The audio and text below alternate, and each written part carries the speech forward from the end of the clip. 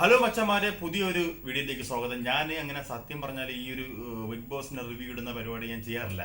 പക്ഷെ എനിക്ക് ഇന്നത്തെ എപ്പിസോഡ്, ശനിയാഴ്ചത്തെ ഈ എപ്പിസോഡിൽ ഈ ലാലെണ്ണം വന്ന് പറഞ്ഞ എപ്പിസോഡ് കണ്ടപ്പോഴത്തേക്ക് എനിക്ക് എന്തെങ്കിലും പറഞ്ഞേ പറ്റുമെന്ന് തോന്നിപ്പോ. കാരണം ഫെയർ ആയിട്ട് തോന്നാത്ത കുറച്ച് കാര്യങ്ങൾ ഇതിൽ വന്ന്, അതുകൊണ്ട് എനിക്ക് പറഞ്ഞേ പറ്റുള്ളൂ. ഒന്നാമത്തെ കാര്യം, നമ്മുടെ സിബിൻ ജാസ്മിൻ്റെ അടുത്ത് കാണിച്ച ഒരു ആംഗ്യ ഭാഷയിൽ സിബിന് നല്ലോണം കിട്ടി.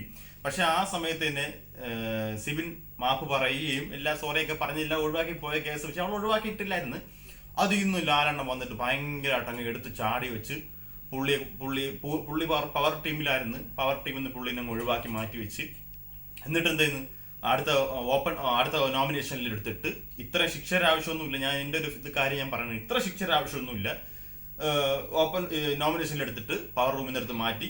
അത് കഴിഞ്ഞതിന് ശേഷം ഈ ജിൻഡോയുടെ അടുത്ത് ഈ സിവിൻ പറഞ്ഞു കൊടുത്ത് കാലേ വരെ അതിന്റെ കേസ് പറഞ്ഞപ്പോഴത്തേക്ക് അത് സിവിനാണ് പറഞ്ഞു കൊടുത്തെന്ന് പറഞ്ഞിട്ട് 3 ദിവസം പാത്രം കഴുകാൻ വേണ്ടിയാക്കി, പവർ റൂമിൽ നിന്ന് സ്പോട്ടിൽ നിന്ന് അടിച്ചിറക്കി.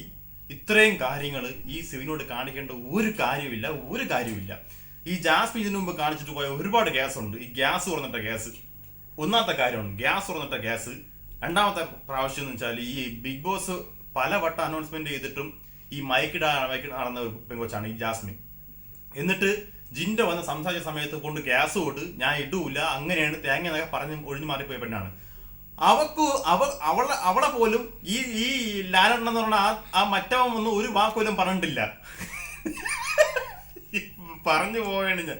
അത്രയ്ക്ക് ഒരു മോശം ഒരു എപ്പിസോഡായിട്ടാണ് എനിക്ക് ഈ ഫീൽ ചെയ്തത്. കാരണം ഒരാളെ മാത്രം ടാർഗറ്റ് ചെയ്തുകൊണ്ടാണ് ഈ ലാലെണ്ണം ഈ ഈ ഒരു പണിഷ്മെന്റ് ഈ സിബിന് കൊടുത്തത്.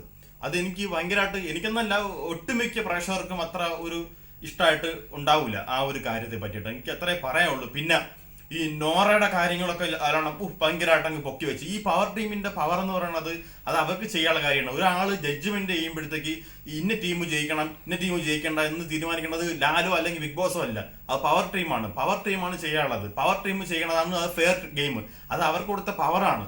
അത് ചോദിച്ചാൽ ലാലെണ്ണ ഒരു അവകാശമില്ല, ഒരു കാര്യമില്ല.